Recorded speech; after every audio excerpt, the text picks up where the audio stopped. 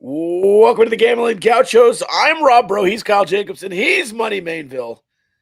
We've got another Super Bowl matchup prescribed, and it is none other than Patrick Mahomes and Brock Purdy, just like everyone expected at the beginning of the year, the two best quarterbacks in the NFL.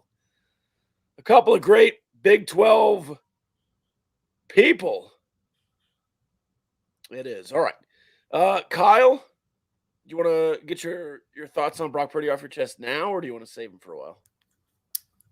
I don't really have many thoughts on Brock Purdy. I think Dan Campbell is an absolute doofus who completely choked away a shot to go to the Super Bowl there because he's more intent on proving that he's not afraid to be aggressive than he is intent on winning the football game, and it cost Detroit today. That was one of the biggest meltdowns of all time. Make it a 3-possession game with, 6 minutes left in the third quarter? Twice or 3 times. He could have kicked the field goal and went for it. Stupid. And then this was not very consequential because they were going to lose the game anyway, but the 3rd and goal call to run it and force yourself to use a timeout where if you don't get the onside kick, you could still theoretically get the ball back with a stop. It's just so bad. Throw the ball to the end zone. Yeah. Atrocious. And to go extra offensive lineman all year long and then not do it in that situation and have 3 wide receivers on the field and then still run it. Cycloneer Stan says Brock Purdy is inevitable. We'll see. Some shots at the tea time. When I have no voice, I have to drink the tea. Little honey. It's called Throat Coat. No pause. It's delicious. It's got some echinacea and lemon in there. It's great. Where are the Guchos? Time for the Guchos. Why are the Guchos? Time for Pat to get his payback on Iowa State. It's time. It's been time since 2016. And it was inevitable that we were going to have a Texas Tech versus Iowa State matchup because Broderick Washington and Patrick Mahomes were going against each other, and David Montgomery and Brock Purdy were going against each other. So it was inevitable. That was inevitable. 49ers -2 opening line. Smash the Chiefs. Really? Oh, yeah. The Niners have 7 All-Pros. The Chiefs have 1, and it's their slot corner. Mahomes as the underdog. Take it. Always. Money, any Chiefs thoughts there? Or Dan Campbell thoughts? Yeah, I think I agree with most of what Kyle said there. I know the 4th down bot says that they should have gone for it, but that's why I hate computers. Definitely should have kicked a field goal there. And then we were joking a few weeks back about how I like to just constantly blitz when I'm playing Madden. And I really feel like I resonated with Spag just sending a ton of pressure tonight against Lamar. That was awesome. Obviously a really good game plan to kind of get them out of their rhythm. That's the kind of Madden defense I like to run there, just in the house. Did the 4th down bot really say to go for it? I think so. Does that surprise you, Kyle? Yeah, I'm trying to scroll back to see what the margin was there. Yeah, okay, here it is. Yeah, it says go for it. You win 85% of the time. Field goal attempt 82% of the time. And then the success rate, I guess it says you would convert on that 59% of the time. I don't know how customized this is, by the way, to the Lions, or if this is just like a generic. Isn't the field goal success rate higher though? Wouldn't that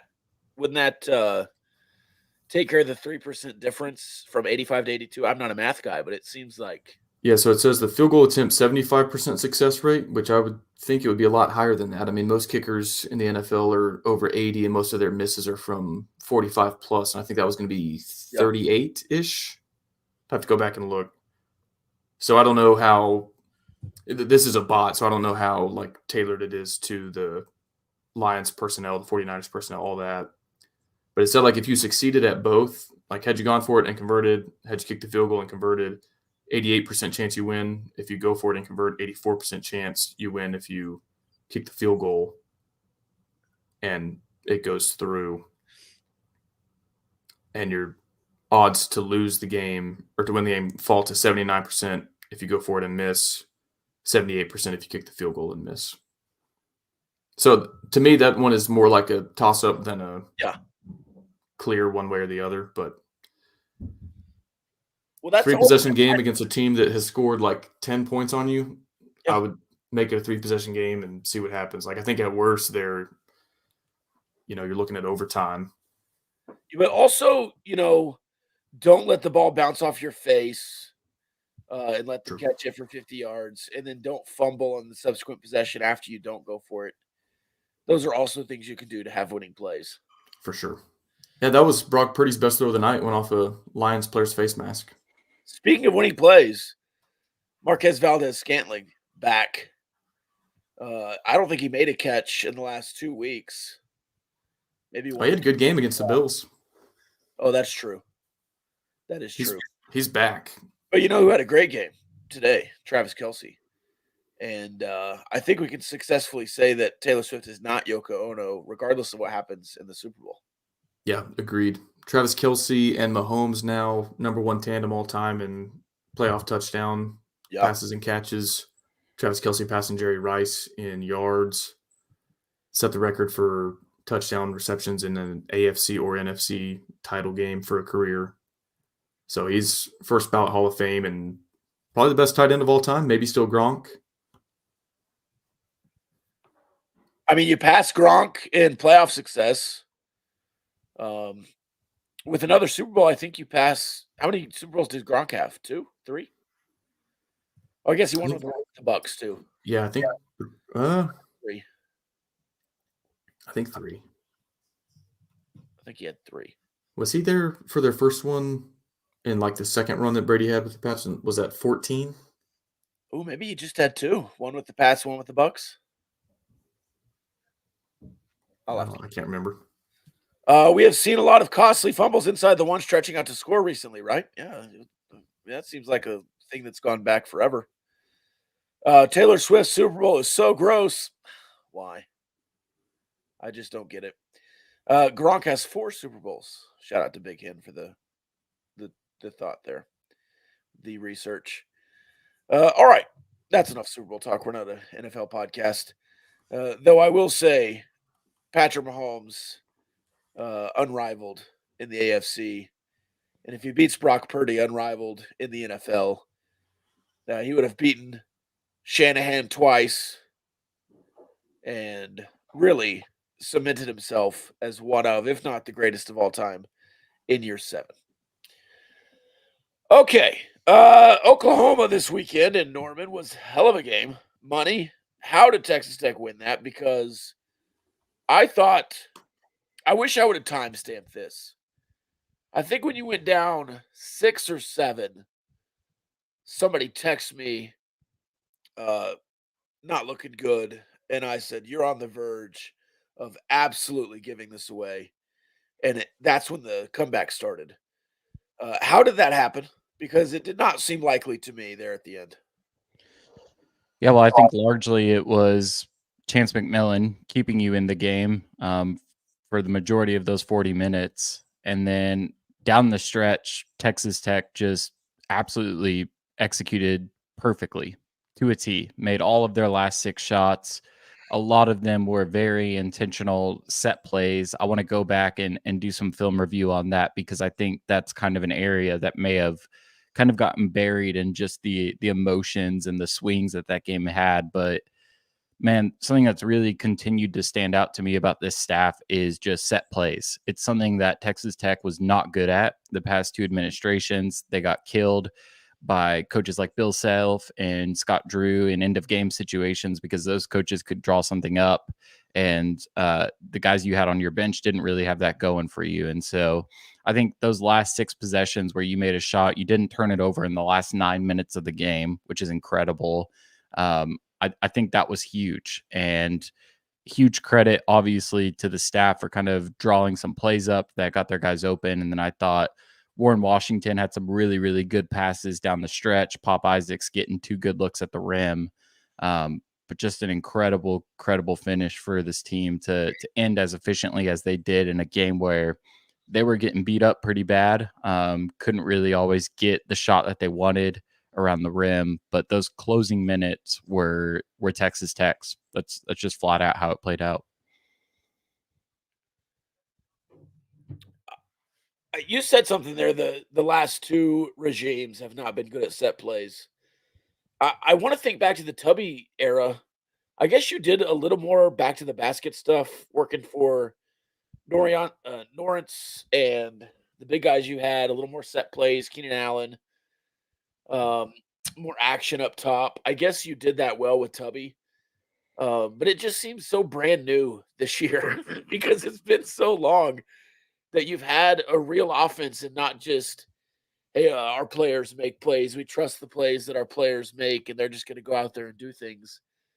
To be so good at the end of games, and I want to say this is, not a fluke now because you've had some thoughts here. Kyle's posted the graphic of 7% chance to win, 8% chance to win, 17% chance to win. You've come back and won all of them. How special is that? And is that Coach Gass coaching, or is that a special roster you have brewing here? Yeah, I think it's both. I mean, obviously, you've got to have the players to execute in those moments, but even outside of end of game situations, like Kerwin Walton has found himself wide open in the corner in a couple of baseline out of bounds situations. You've had some really good slip screens with Pop Isaacs and Warren Washington that have led to some wide open alley oops after sideline out of bounds plays. And so I think obviously you've got to have the personnel to execute on it, but it's very intentional. It doesn't ever feel like you're just trying to inbound the ball whenever you're in a favorable situation. You're trying to get points. And I think this staff has created some really good plays. And I would imagine I don't have like the data and the research to comb through all of these games, but a lot of them feel similar. And it's just like you've got a couple of plays in your pocket that you know that your guys can run, they can execute, and they're just going to keep going back to that. Cycloneer Stan says Iowa State, Texas Tech, Big 12 championship. They beat Kansas this week. Frauds. Are Kansas is frauds? Oh yeah. Okay. I think so too. I was trying to get there. I'll say this as well. The tiers that we've been trying to say for the last 2 weeks, I don't know, blown up this weekend. I would no longer just slate Kansas at the top just because they're Kansas. Baylor, are they not? TCU, I think, has maybe solidified themselves as a top tier Big 12 team. I think Texas Tech, hard to argue now that you've beaten Oklahoma. Maybe you put TCU and Texas Tech as a play-in game for the top tier this week. Do you have any, ironed out tiers that are coming together for you yet? Because the Big 12 has been so wild. Yeah, I think Houston is still the best team in the conference, despite their record. Analytically, they are just blowing it up. They have one of the best defenses in the Ken Palm era, just playing on a per possession basis a lot better than almost anybody else in the country. And so I think they've got to be slated first for me right now. But then outside of that, like the race for second is wide open. I think Texas Tech, obviously, with their record and the way that they've played in conference play, especially offensively, I think they deserve to kind of be in that tier B area. Iowa State, I've loved their team throughout this season. I think they're going to be really, really good and continue to be really good. TCU keeps finding ways to win games, and so I think they belong there. Baylor has lost 3 straight on buzzer beaters, so they're playing close games, but just not getting it done down the stretch. It's just so muddy in that area underneath, Houston, who I think is probably the best team in the country right now. Kyle, what are your thoughts on the Chance McMillan game and what Texas Tech did this weekend? Starting to wonder if Evan Maya is going to have to adjust his algorithm. And we talked about this maybe a week ago on our Coincidence or Not segment. But you just keep winning these games. I'm not going to say I knew all along that we would win, but in the first half when OU officially reached their 10-0 kill shot run threshold, I did say in the Discord, I said, there's a kill shot that rarely actually kills us. and it looked bleak in the second half for a little while there. But Chance McMillan, we talked about that with Pop's career day 2 games ago, kind of picking up the slack for Joe Toussaint. Chance McMillan, not to be outdone by either of the other 2 primary guards, kind of has his own game in that same vein in terms of being a career day. So I don't feel good about this team's overall depth because you still only have like 7 guys that get a lot of minutes. But among the guards, it seems like you can afford a little bit of margin for error, and one of them can have a bad night. And as long as the other 2 are playing solid, or one of them is playing out of his mind, which 1 out of 3 playing out of their mind seems to have pretty good odds at this point, you can still be in a lot of games. A lot is still being asked of Warren Washington. He's kind of been extremely steady, almost taken for granted at this point how good he's been and how we don't have a second player on the roster who can duplicate what he does. And so that's the unfortunate part, is when he is having a night where, like, okay, I just don't have it right now. We don't have a Chance McMillan or a Pop Isaacs that plays his position who can just go in there and fix it. So that kind of worries me long term, but right now I'm just sort of enjoying it. 5-1 is way better. I mean, we were looking at the first stretch thinking 3-4 was like, hey, survive these 7 games, get to 3-4, and you've still got something to play for down the stretch. Then we broke up this current stretch of 4 games starting at Houston, and it was like, hey, just don't go 0-4. Like, win one of these. Either hold serve at home against BYU or steal one on the road. Check. Now we're getting greedy looking at you're not going to be favored, but there's a winnable game in Fort Worth to go 3 out of 4 in what looked like a really nasty stretch. So I remember talking about this even before Big 12 play started with Texas, and how you could buy yourself some margin for error. If 9-9 was the mark to make the NCAA tournament, how much good you could do for yourself. I think we were talking in like the first 3 game stretch there. Starting 5-1 out of the gates, given some of the teams you've played already, not that the schedule gets a whole lot easier in Big 12 play. It just remains a meat grinder. But I mean, 4-8 right now, as deflating and disappointing as that would be to the finish line, would still probably get you into the NCAA tournament. And I think if you ask anybody 4-8 or roll the dice, everybody's rolling dice because they think this team can still do a lot better than that. And even just holding serve at home, you would do way better than 4-8. And that's if you don't win another road game. So incredibly great start. We're a third of the way through the Big 12 schedule. I think it's exceeded anybody and everybody's expectations. You've got some very real, tangible goals that would make this a successful season all out there in front of you. So it's fun to see this team come together. And Chance McMillan, I don't want to call this like a ragtag bunch because I feel like that undersells them, but this was not some loaded roster, that some dream team roster that, like, you know, we had all this time to put together and had this huge NIL budget to go get all the best guys out of the portal. Like, we just kind of threw together what we could after the NIT. It's like looking in the pantry going, okay, here's the ingredients we have, and then absolutely going to work in the kitchen, and gas is cooking.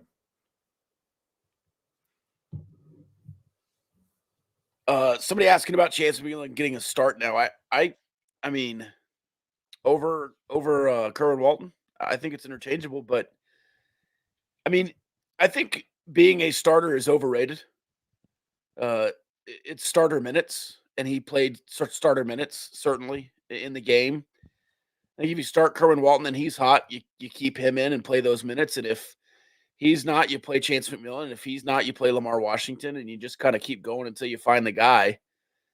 You're nodding there, Money. I guess you agree, but I did want to ask this too. Somebody mentioned the free throw percentage, making 85 free throws or 85% from free throw land is good. Is that maybe the easiest statistical difference between last year and this year is just making your free throws? Is it as simple as saying that? Yeah, I mean, I think it's a huge edge. Obviously, it's been a handicap for Tech for years now, is just not making free throws, especially down the stretch. And it's one thing that I think a lot of people overlook, but it gets practiced a lot depending on who your coach is. So like certain coaches will have certain routines, like you get out of the weight room on a lifting day and you immediately go shoot free throws. Like you're gassed, you have no more energy left in the tank, you just did weights. and then you go and get on the free throw line and make, 9 out of 10, or else you're running. Now, I don't know what McCaslin is doing specifically to kind of generate this kind of efficiency, but it's a huge asset to have. And Tech has now won at least 2 1-point games in Big 12 play. And largely a lot of that comes down to, can you make your free throws, especially when it matters most? And this team is doing that. But outside of free throws, obviously, like, not the sexiest thing to talk about. It's a dirty work. It's a great thing to have. But right now in conference play, Texas Tech first in offensive efficiency in Kim Palm, first in turnover rate. So they're not turning the ball over, they're keeping the ball, first in 3-point percentage, and first in free throw percentage. So they're shooting the ball extremely well across the board, even considering, this is a team that doesn't have a lot of size inside to kind of collapse the defense and draw them in and get those easy shots. A lot of what you're doing is because you've got shooters on this team and what you're generating out of the pick and roll with your ball handlers. And so I think offensively, to have that free throw shooting complement what you're doing from the 3-point line and generally just across the floor offensively, it's a huge, huge boost to this team that just keeps finding ways into close games. Speaking of close games, plenty of them in the Big 12. We can continue to talk about this Texas Tech-Oklahoma game if we want to, but I did want to hop around the Big 12 a little bit and discuss two, rivalries. We'll talk about Farmeggedon in a second. Just real quickly, though, I want to touch on BYU. Lots of people hammering Texas this week because BYU made the BYU students take off their horns down shirts. That's all on BYU. BYU's administration, front office, whatever you want to call it, made that decision to take the BYU students out of their T-shirts. I want to harken back to when I was in college one time. Our rival at LCU was Wayland Baptist. Okay. I went to a Wayland Baptist game and got tossed from the gym. Unfortunate situation. I did not cross the line, I thought. Their AD thought I did. So he escorted me off the premises. About a month later, 2 weeks later, we're playing at LCU basketball.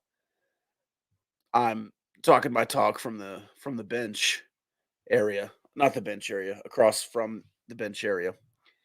And their AD comes up to me and tries to get me to be quiet. And I said, "What? You have no authority here. This is not your gym. This is not your area. I can do whatever I want here. If you want to go talk to the LCU AD and have him come talk to me, you can."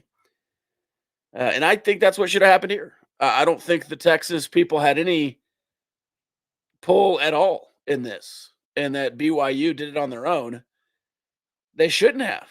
Keep the shirts on. Make them uncomfortable. Do whatever you want in the stands. I don't care. I just thought that was incredibly soft. Not on Texas' part, but on BYU's part. Yeah, that we know of, Texas didn't complain about it in that instance. Obviously, Rodney Terry complained about it after the UCF game. But the way I view this, there's kind of a spectrum of fan behavior. And on one end, you have stuff that is absolutely over the line in any context. Yelling abusive things from the stands, kind of trespassing onto the field of play, the court, throwing stuff onto the field or the court that, like, we can always say that's bad. It can't be tolerated under any context. And then there's the other end of the spectrum where BYU goes into the stands during the third quarter and passes out ice cream to the visitor section. And then there's a lot of room in between. And that's where I do think there's some gray area and some context. Like when I was a student at Texas Tech, in the student section, I yelled things that I wouldn't yell now because I'm next to like elderly people and families and children, and it's a different setting. It's a different context. And I'm a little bit older and wiser, maybe. And there's things that, are you allowed to boo a call? Yeah, I think so. Is that classy? I mean, probably not, but I don't think anybody's offended by that. Can you yell F you at Bob Stoops on the sideline? Maybe that's more offensive. I don't think anyone should be like ejected for that per se. Okay, so there's gray area here. BYU is so intent on being on this far end of the spectrum of like, we're going to give you ice cream if you come to a game in our home stadium, that they were way overly cautious on this. Almost Streisand affected it. Like, you called way more attention to those guys with the horns down t-shirts than would have ever been there had you just ignored them and let them stay there all game. And it's just kind of a weird cultural thing at BYU. Like, they're going to be overly respectful of opponents. And so even something that doesn't involve a swear word or anything that could be conceived as like derogatory or offensive. I mean, horns down is so mild. Of the things that you could hear in an arena with 18,000 people in it, horns down or the hand sign itself is G-rated. You know, like Jeff Orr got shoved by a player who went into the stands for calling him a piece of crap, which I would rate that PG based on things I've heard and said in an arena. Horns down is like, I don't know. Mark Pope strikes me as the kind of guy who would like say good morning to his coworker and then go to their cubicle 30 minutes later to be like, hey, in case I said that wrong, like, I wanted you to know I'm not mad at you. And if I had like a tone, I was wishing you could, like, that's how over the top nice it was. And it was so unnecessary. And like I said, just ultimately drew more attention to the horns down shirts than would have otherwise ever happened. And I guess, you know, court of public opinion, if you ignore it, Texas doesn't get dragged for a week, or 24 hours in the news cycle. So maybe it was good that they did that, but I don't know. I took it as BYU being soft, not Texas. Even if Texas complained, they couldn't have made any real change there. It's BYU's arena. The students aren't going to do anything. Well, that's what I asked a BYU reporter when he said like the shirts have been removed. I was like, you know, why did they comply? If I was wearing a shirt that didn't have anything offensive on it and somebody said, hey, you have to change shirts, I'd be like, no. If you really want to like haul me out of the arena for having an R, the letter R on my shirt as part of a horns down line, then like, sure, make a scene out of it and explain why you're ejecting me for having an R on my t-shirt. I would have just told him, no, I'm not taking the shirt off. Just trade seats. It doesn't say horns down. It says horn downs. Anyways. All right, let's move on. Unless you have some thoughts there, Money. Would you change your shirt if somebody asked you to from the Texas contingent? I would not. And to even make them more mad, I might just get like the H and the D to flip and be like, okay, it doesn't say horns down anymore. It says Dorntown. Like, what are you gonna do? It's not offensive. Exactly. I think horns down should always be on the table. If you want to put the beef down, go for it. When I want to put some beef down, I go to Rehino Barbecue and order some brisket, and I'll put down about a half a pound of beef in one sitting at Rehino. Olton, Texas, hit them up online at Rehino BBQ on social, RehinoBBQ.com. You can order ahead to make sure your food is there when you arrive. Texas Monthly Top 50 Barbecue joint in the state of Texas, #1 in our hearts. Tell them the Gaucho sent you. Speaking of the Gauchos sending us Farmeggedon, we have a long history with both of these fan bases. I believe we discussed this briefly last week. If not, we've certainly discussed it in the group chat and the Twitter DMs. I guess let's go back to the beginning here. Jerome Tang and Otzelberger coaching in a game against each other. And correct me if I'm wrong. Tang gets a penalty early in the game, or Otz gets a penalty early in the game for going out of the coach's box. I believe is what happened.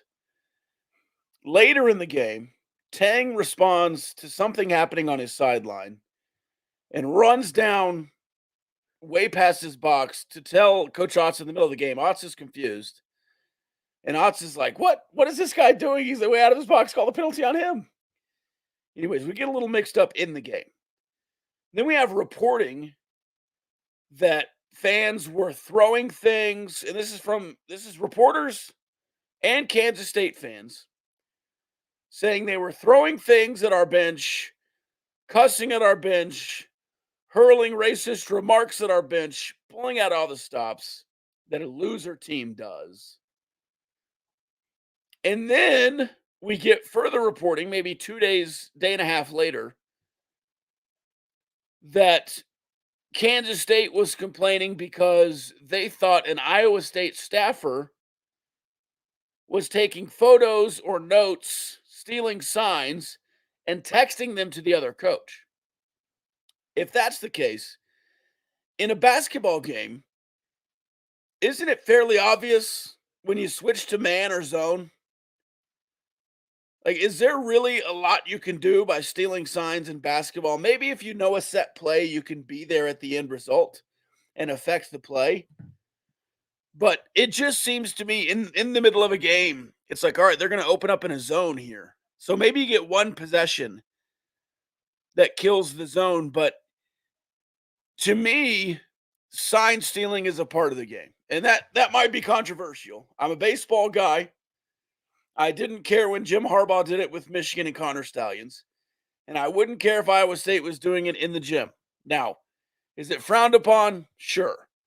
Am I going to hammer the Houston Astros because they went over the top? Sure.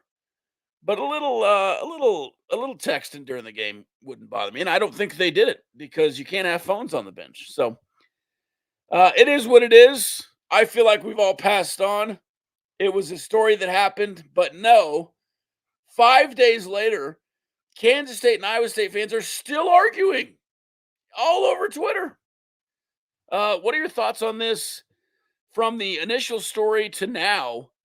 And I guess, Kyle, we're going to take a side here, and I'm leaning one way very strongly on who to pick in this battle. Yeah, we need to choose a side in the Farmeggedon beef, keep things interesting.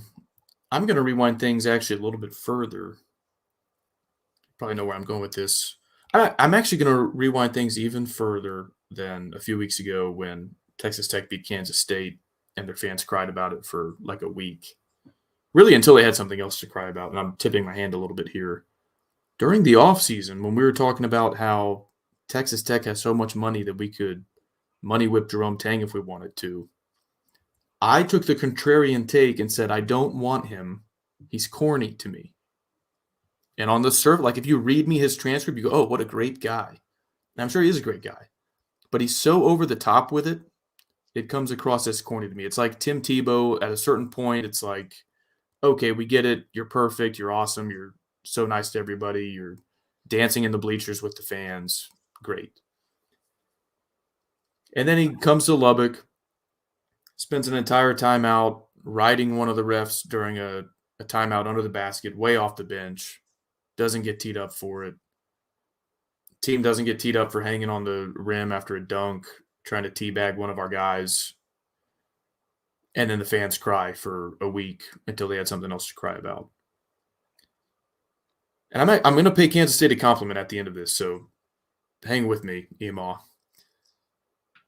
And so you fast forward to this situation. It honestly reminded me a lot of being a Texas Tech fan in victory. Anytime you win a game that you weren't supposed to win against Texas or OU or a bowl game or what have you.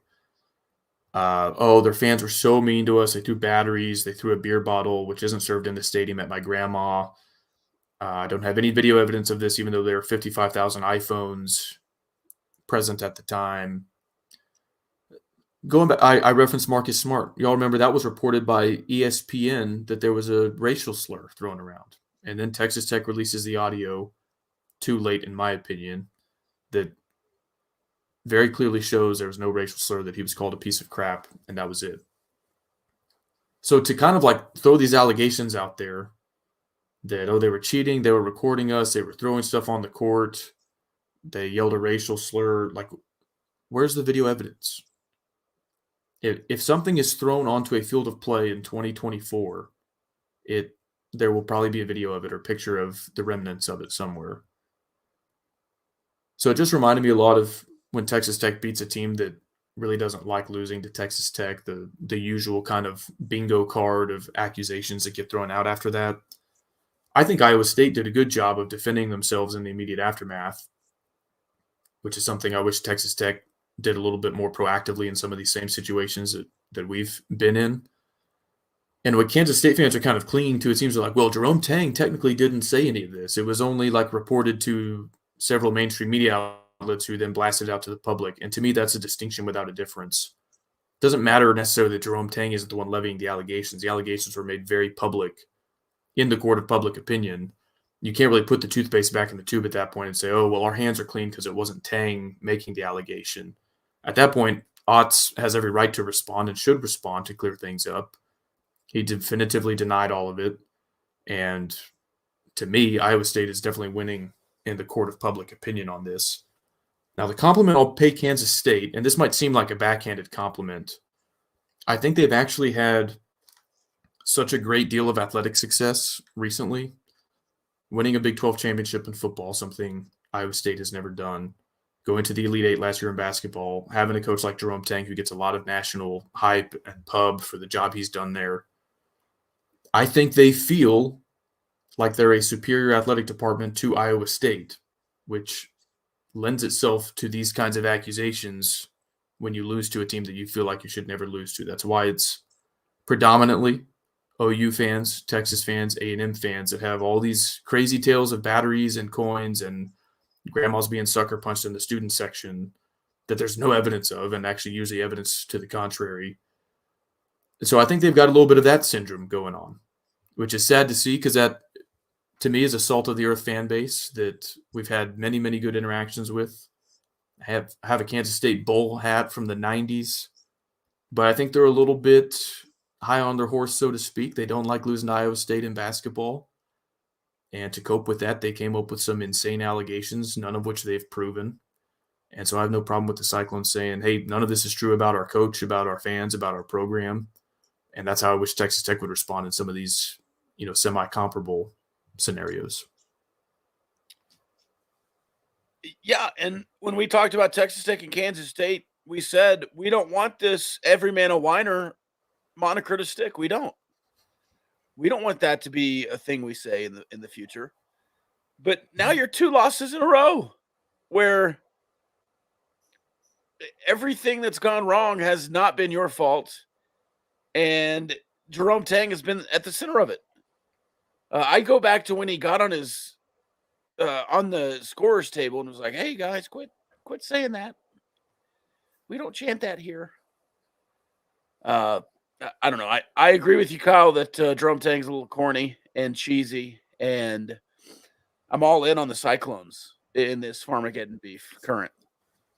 Do you have your Iowa State hat so you can officially commit like it's National Signing Day? I do somewhere. I'll have to find it. What do you think, Money, in the Farmeggedon battle? Where are you leaning? Yeah, I haven't seen anything convincing that it actually happened other than a very confusing zoomed out video of what looked like 3 Iowa State fans a couple of rows back behind the Kansas State bench, which told me absolutely nothing, and I think says absolutely nothing. And so I'm definitely leaning Iowa State. I really wish the 24-hour rule would kind of take place. It's been talked about to exhaustion, and I think it's ridiculous. And I agree with you, Rob. Like, sign stealing is a thing that happens in sports, and in fact, it's really easy in basketball. And the reason it's really easy in basketball is because as a coach, you're screaming the plays to your players most of the time, or using some sort of a hand signal to draw up the play. And so those things are really easy to pick up on pretty much any TV copy that you watch of a basketball game. You're seeing more teams this year, at least I have, that are using kind of signal posters like are used in college basketball, with certain, symbols or logos that indicate what play should be run. But yeah, I haven't seen anything convincing that it actually happened. I don't know why Iowa State would even risk it, because quite frankly, it's easy enough to do in a way that is not really forbidden or even illegal. It's just easy enough to do it with, a regular copy of a game. And so I think the Cyclones have every right to be upset and annoyed. I would be too, for it happening for 24 hours is something, but this is now days on in, and I think for it still to be kind of the biggest talking point around Iowa State basketball right now, at least from an outside perspective, after they just beat Kansas, are in the midst of probably their best season. I would say actually definitely their best season under TJ Otzelberger, I think is a shame.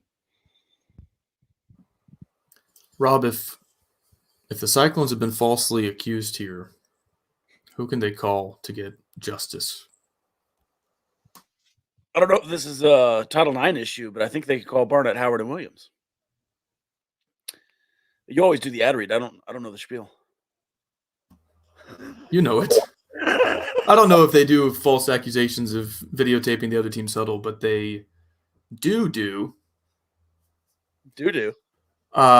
do certified for Title IX student litigation, criminal defense, catastrophic injury, and I bet they would take this case if Otzelberger wants an attorney to settle this, win some damages. Is it libel or defamation?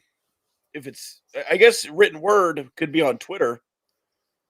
So you could. I would throw the book at. I'd go for libel, slander, and defamation. Yeah, there you go. And maybe fraud for Jerome Tang. Uh-oh. I won't go there. Maybe I'm defaming Jerome Tang right now. But Barnett, Howard, and Williams, bhwlawfirm.com, one of the best law firms in the state of Texas, based in Fort Worth, but they handle cases all across the Lone Star State. They hope you never need them. They hope your college basketball team is never defamed by Kansas State fans on Twitter. But if they are, you have somebody in your corner. Barnett, Howard, and Williams, bhwlawfirm.com. I've got some upsetting news that I just saw on Twitter. The Taylor Swift World Tour culminates in 2 weeks on Saturday night in Tokyo, Japan. Can she be back in Las Vegas by the time her show ends to get back and be at the game? There are questions being had so far. Yeah, Japan's got to be like 14 hours ahead of Vegas, and you would just fly over the Pacific. I think Europe would be a much bigger problem, but Japan is actually a really good spot. If she's going to be somewhere else in the world and needs to get back before Sunday night, I think she can do it from there. I thought you had to go back across. I didn't know you No. She'll just keep going east until east becomes west somewhere near like Hawaii. You know what I'm saying? Because like it's all relative. But I thought it was No, she'll go east from Japan, just fly over a bunch of water, and then Vegas is on the west coast. So when east becomes west, she's like right there. Okay. So you're saying in the globe sense. Yeah. Okay. If you subscribe to that model, but even on the flat earth model, I think she can get from Japan to the west coast pretty quickly there. All right. Sarah Palin can see Japan from her house in California. Can she? No. In Alaska? She can see Russia, though. What else do we have before in the extensive pre-show meeting? There was one more thing. Rabbit. Let's hard break. Were there any basketball topics we missed? Graham McCasland getting National Coach of the Year buzz. Do we want to talk about that? Let's do that. And let's wrap up Oklahoma, too. I know we didn't really wrap it up. So final thoughts from the weekend and Grant McCasland. Yeah, 2 quick thoughts. I'll weave them together here. Graham McCasland, I'm not going to go down the road of National Coach of the Year talk, but just the fact that he's getting some of that chatter from the talking heads is impressive enough at this point in the season. Long ways to go.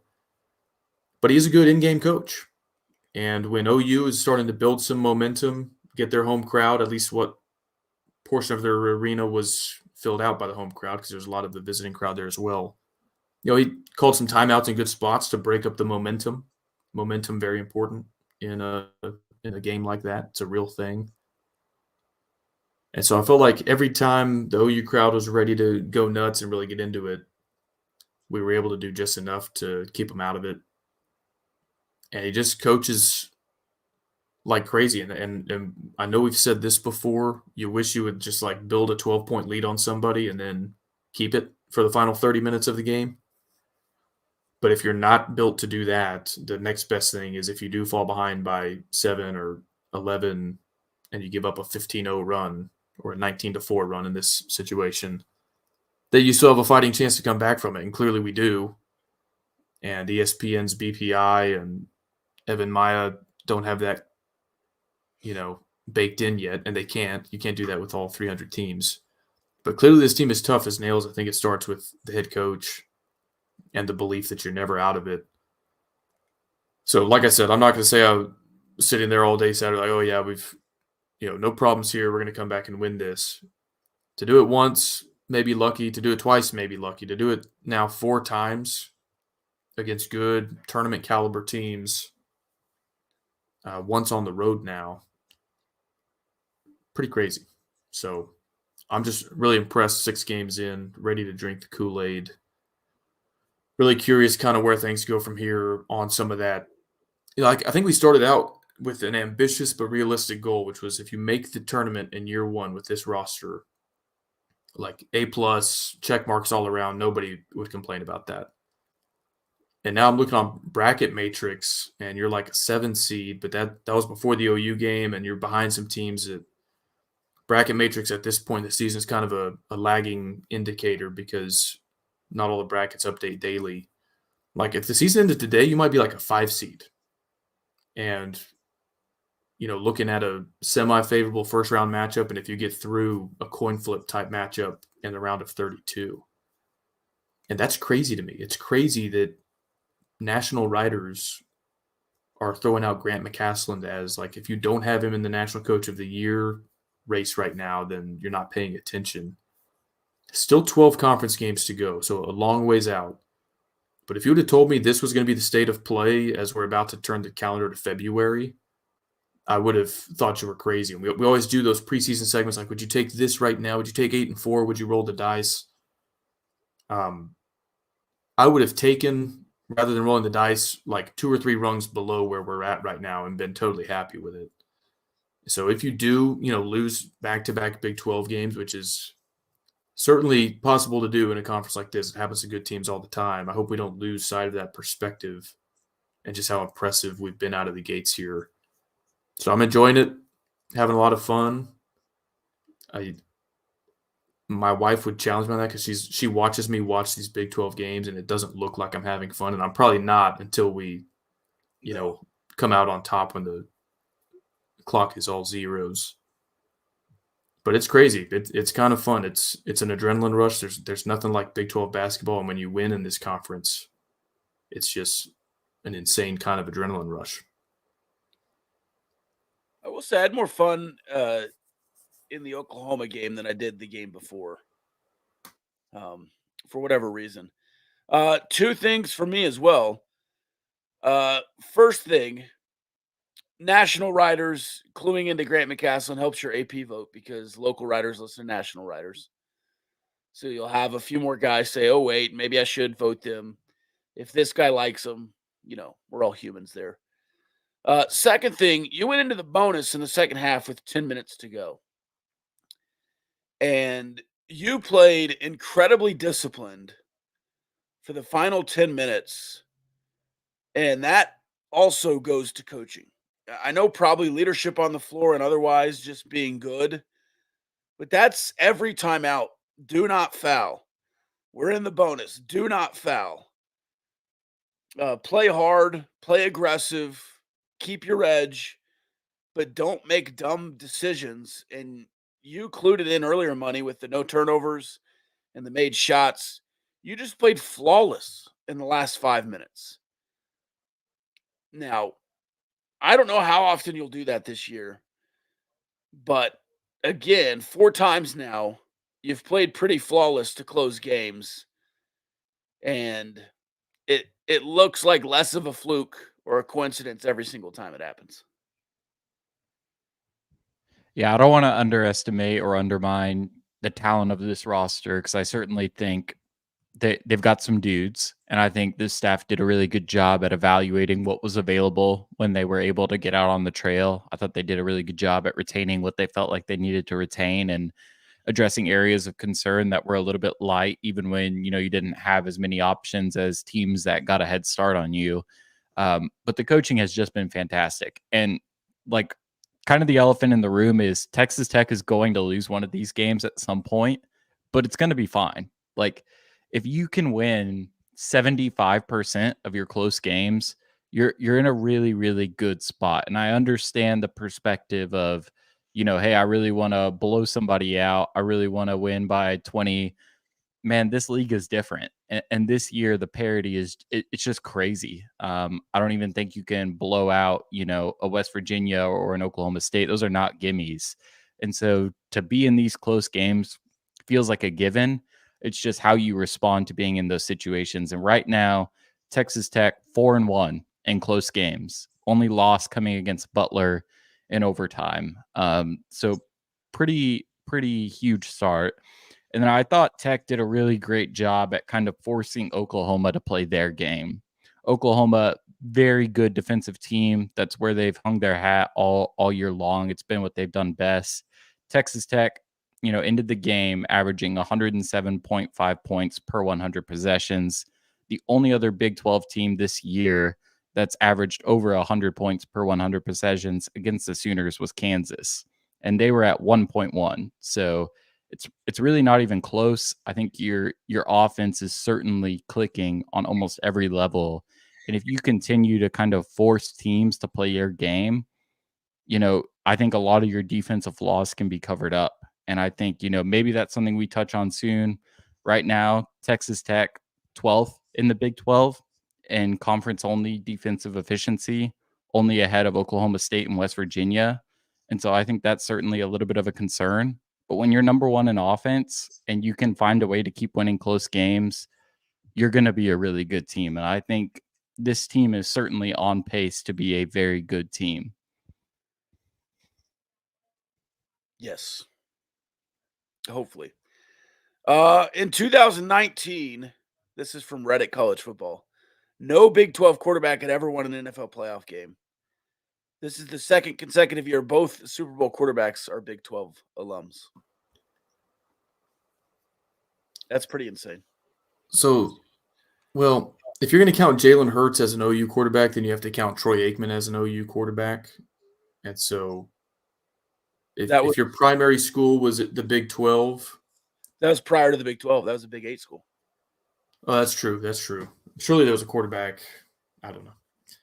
But yeah, Mahomes, I think, was the first true Big 12 quarterback to win a playoff game. He was. I'm not there on counting Jalen Hurts. Like, the majority of your statistical production has to be at the school that you're quote unquote from. Do you know the second Big 12 quarterback that won a playoff game? Let me think. I think this is right. I don't have this locked in, but I think I'm right. Was it Baker? Baker Mayfield. That's who I thought. So, 2 Texas Tech quarterbacks. That's right. Yeah, that's crazy. Like, Bradford, number 1 overall pick, never won one. Nope. Vince Young never won one. Blaine Gabbert. Yeah, I mean, a little different story there. Eric Crouch. Wasn't he drafted by the Rams as like a receiver in the Giants, maybe 5th round? Man, well, so yeah, if you take realignment into consideration, then the Big 12 is like we've got Steve Young. Yeah. Do we count Colorado's guys? Cordell Stewart, did he ever win a playoff game? I mean, that was Big 8, right? Jake Plummer. Arizona State. Jake Plummer beat Tom Brady in the playoffs. Can you believe that? No. Do you remember that is a thing that happened? Like during the peak Patriots dynasty, Jake Plummer beat Tom Brady? No, I do not remember that. That happened.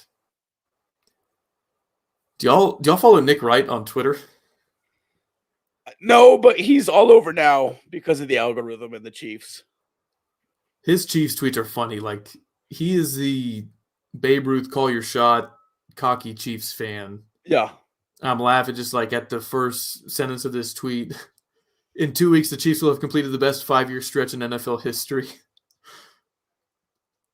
And like 2 weeks ago, when was this? Oh, I guess 1 week ago, before the Bills game. He said, Mahomes and the Chiefs going from Tua to Allen to Lamar to Purdy to win the Super Bowl is going to be like Mike Tyson's Punch-Out, but if Glass Joe was the end boss instead of Mike Tyson. Then he quote tweets himself and says, Glass Joe on deck. What an absolutely perfect postseason bracket for my specific agenda. Like, he doesn't hedge his bets. He's been saying the Chiefs were going to win the Super Bowl. Everybody else was saying they were dead in the water and like they're one game away. And he's been right. Yeah. Did you see Peter Schrager? No. Before the season kicked off, he said Chiefs Niners. And everyone for the last month has been like, "Are you changing? Are you changing?" He's like, "Nope, not changing." It really is a fascinating matchup because I would probably give the edge to the 49ers at every position except quarterback and corner. Like they have 7 All-Pros, 5 of them first team, and that doesn't even include Nick Bosa. Yeah. And the Chiefs have 1, and it's their slot corner. Like Mahomes wasn't even second team All-Pro this year. And so, I mean, he's not like if I'm going to count Nick Bosa to the 7, you should probably throw Mahomes in there. But I mean, like overall, the team, I think the Niners are better. I think that's why they're favored. They have like more guys at more positions that are elite than the Chiefs. But what's weird about it is because the Chiefs have already won a couple and Mahomes is who he is, the Niners and Brock Purdy, Mr. Relevant, are going to be framed as the underdog when they clearly have top to bottom the better roster. Like nobody's going to treat Mahomes and the Chiefs like David versus Brock Purdy as Goliath, but that's kind of what, like the bus that Brock Purdy is driving is Goliath. They are stacked. Yeah. They have Christian McCaffrey, Deebo Samuel, Brandon Ayuk, George Kittle, and Trent Williams, and Kyle Juszczyk, first-team All-Pro fullback, on the field at the same time. It's crazy. Chiefs have the number 2 defense in the NFL. I guess that's what it's going to – I mean, you've got 2 weeks. It kind of reminds me a little bit of McVay, not his first year with the Rams, but their first Super Bowl run. You know, breaking all these records. He's seen as this offensive whiz kid. And with 2 weeks to prepare, Belichick like totally shut him down. And that's sort of what Kyle Shanahan is to me with about the same amount of skins on the wall. I guess they've both been to 2 Super Bowls at this point. Kyle Shanahan, another one as an OC. So he's been on the stage before, and like Kyle Shanahan with 2 weeks to prepare kind of scares me. But the Chiefs defense with 2 weeks to prepare also would scare me if I was on the other side of that. So I think that's going to be a huge battle on this one, is like who gets the upper hand in that. Can the Chiefs find a way to stall out the 49ers offense? You know, I would say like force Brock Purdy to make some plays, but he made a bunch of plays today. I don't think he's like this scrub that he's been made out to be. I don't think he's elite either, but he can clearly escape from pressure and make some throws downfield. Who was the defensive coordinator when the Giants beat the Patriots when they were undefeated and had the greatest offense of all time? Was it Spags? Steve Spagnuolo. So I'm not too worried about old Spags figuring it out. Yeah, and like what the Niners are probably worst at is run defense. And if you've got the best quarterback in the world, you know, you would rather lean on him than the run game. So I'll be curious when Andy Reid's patience is tested, can he stick with Isaiah Pacheco if that's what's working? This is crazy how kind of predictable Andy Reid is in some ways. When the Chiefs were humming in the first half today, they weren't quite in the red zone, but they were just outside, maybe on like the 25 or 30. And right before they break the huddle, I tell my wife, I was like, don't get cute. Like, you've had 2 really good drives. Just finish this one. And sure enough, we go Wildcat with Pacheco taking the snap. And it's like he can't help himself. He's got to give the ball to McCall Hardman on a reverse. We've got to go Wildcat. We've got to have everybody doing 360s coming out of the huddle. We have to do a fake shovel pass here, jump pass there. And so I don't trust Andy Reid, which is weird to say because he's got multiple Super Bowl titles. But I can just see the 49ers like earning a really solid drive against a good 49ers defense and then just choking it away. I really hope he doesn't do that, but it seems like he can't help himself. I think this is just your emotional hedging, getting ahead of yourself. Of course, we have 2 weeks to discuss the Super Bowl. We'll do it more in the mailbag. Lots of mailbag questions already. The mailbag flowing with requests to get Cyclone Larry on the pod. So maybe we can figure that out in the future. He won't do it. He doesn't do interviews. Yeah. Maybe we can interview him and then write up the interview. Interview him off air and then write it up. Like they do in GQ. I'll try again. Maybe third time's a charm, but he's ghosted us before. All right. Any final thoughts otherwise?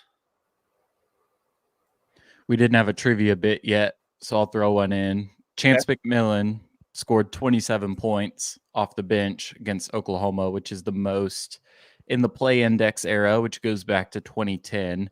He surpassed 2 Texas Tech players that scored 25 off the bench. Do you have any guesses who they are? Davide Moretti? No. Nope. Is it in this kind of post-Tubby era? It is early 2010s, mid 2010s. So, yeah. Mid 2010s. Can you reform the question? Yeah. So, Chance McMillan's 27 points are the most by a Texas Tech player coming off a bench since at least 2010. 2 bench players had scored 25 points in a game. Do you have any idea who they were?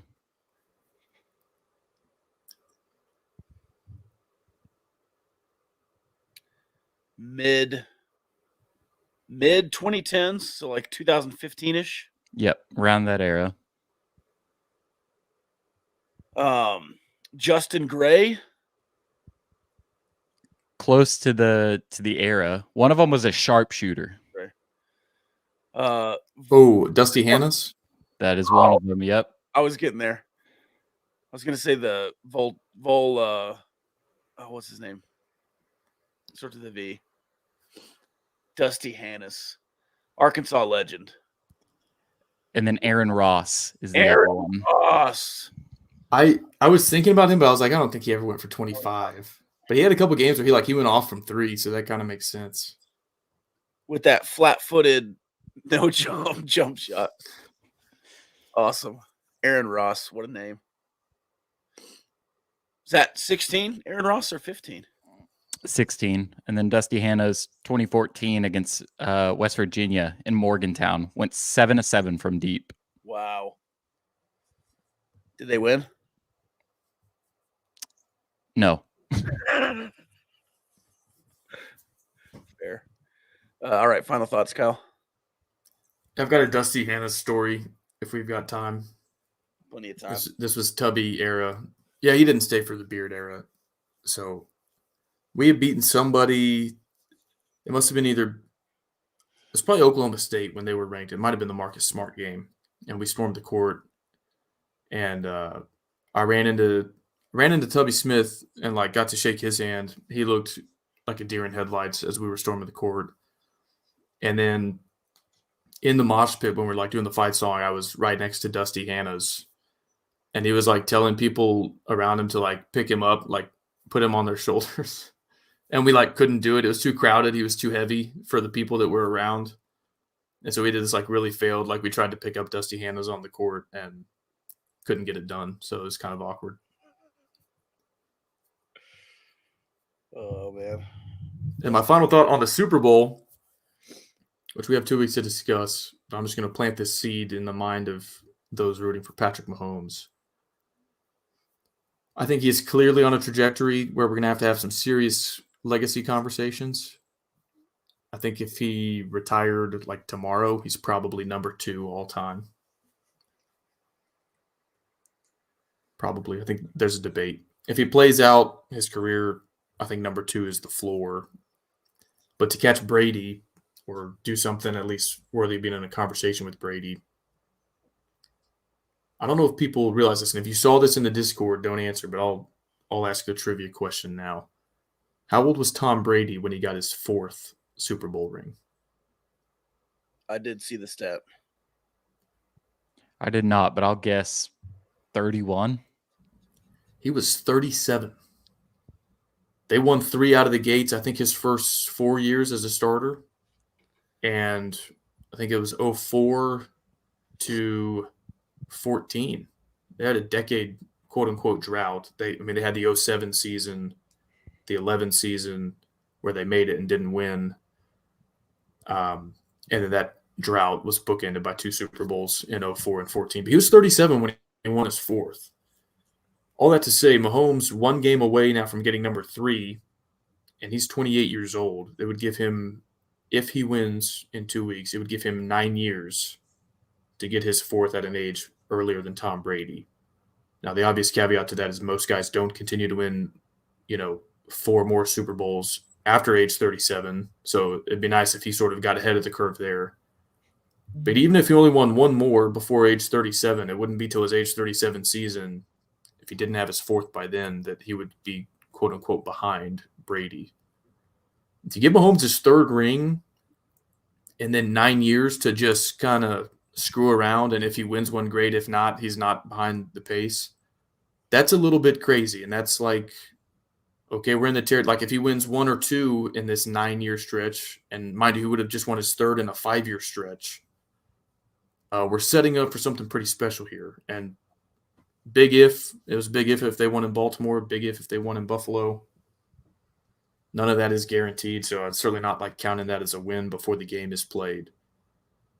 But, man, this Chiefs team on Christmas Eve or Christmas Day, whenever it was, when I was watching them lose to the Raiders and an interim head coach at home, I was like, we're toast. Like, we're playing away from Arrowhead during the playoffs. This is going to be his worst season as a Chief. Like, this sucks. And then they win the division. They win a home game. They win 2 games on the road. And he's 1 win away from, like, okay, he's ahead of the curve on this legacy conversation, this GOAT conversation for the next 9 years. Thanos. It's inevitable.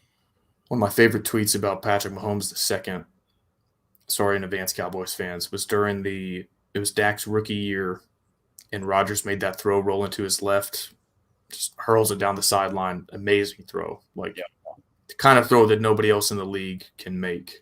Yeah, we get it. Mahomes had not been drafted yet, so he wasn't in the league yet. Otherwise, I'd say there's 2 guys in the league that could have made that throw. Maybe Matt Stafford. Maybe 3.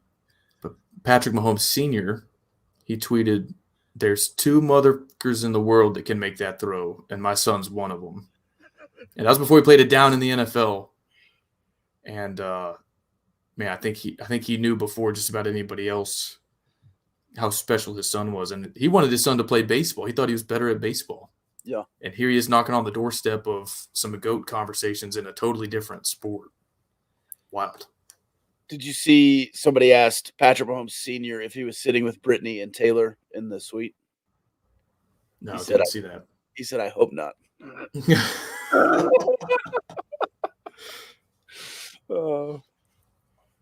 Guy's hilarious. All right. That's all I got. Same here. Money, you got anything else? Hey, one more thought. Stay strong next time, BYU. Do the horns down if you want, okay? There's so much real estate in between giving the other team ice cream and doing something inappropriate. Nobody's going to think you're trashy or classless if you say horns down. Like, that's like apologizing that one of your players missed a 3 and said, gosh darn. I mean, weak. And they won't have they won't have a chance to redeem themselves. They're never going to host Texas again in that arena.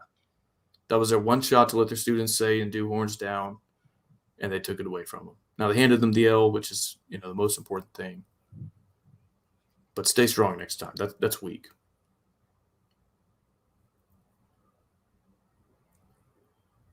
Hey, did you see Jim Harbaugh's quote about Justin Herbert? No, what'd he say? Said he was starstruck when he met Justin Herbert. Interesting. I wonder what his thoughts were. He was starstruck when he saw Herbert. I wonder what his reaction was to seeing their cap situation. I would love to be a Madden GM for the Chargers and absolutely decimate that roster around Justin Herbert. Just and rebuild it. Blow it up. You have to. Like, keep one guy Herbert on that roster. And maybe Joey Bosa. I'm trading Khalil Mack. I'm trading Joey Bosa. I'm trading Keenan Allen. Get rid of everybody. You could still maybe get a little something for Quentin Johnston. Yeah. You just spent a first on him a year ago. Like, I don't know. Drop. Cut your losses. Trade him for a second. The Chiefs will do it. Yeah, They did it with Kadarius Toney. who ring chases with the Chiefs next year? Do what? Who ring chases with the Chiefs next year? OBJ, Jason Kelsey. AJ Brown. AJ Brown would be fun. Mike Evans. Where's Jason Kelsey playing? Well, he's allegedly retiring. I know. No, I'm saying if he's on the Chiefs, he's backup. Oh, you'd keep Creed at center, and then you'd have 2 All-Pro guards, I guess. You already do. You'd have 2 better All-Pro guards. I don't know. I don't know if any of them can play tackle. Probably not. Move Trey Smith out. Yeah, I know you're replacing both tackles. Make it work, or depth. If he doesn't have what it takes to play 70 snaps a game, then make him the 6th man. He can play any of the interior 3 spots. Hell yeah! I wonder if he would do it. Probably not. Subscribe on Patreon, patreon.com/gambling gauchos. We've got families to feed. It's $5 a month. Help us out here. And the Wednesday night episode, I think we'll go Wednesday, will be a TCU recap, other shenanigans, the mailbag, and that'll be exclusively for our Patreon subscribers. So hit us up. That's all I got. I'll shut up now. But the starstruck quote, I wanted to make sure we got that in there after all the Justin Herbert discourse last episode. We'll also discuss on Wednesday the Kyle curse, which I think is becoming increasingly alarming. I don't think so. I don't think there's a Kyle curse. Or we're gonna have the Robert Jennings game, and then he had his worst first half as a Red Raider this season. He played a lot, and we won. All right, we'll talk about it Wednesday. I cursed us by getting us a road win over number 11. Yep. Okay, that's a good curse then. Ain't no curses.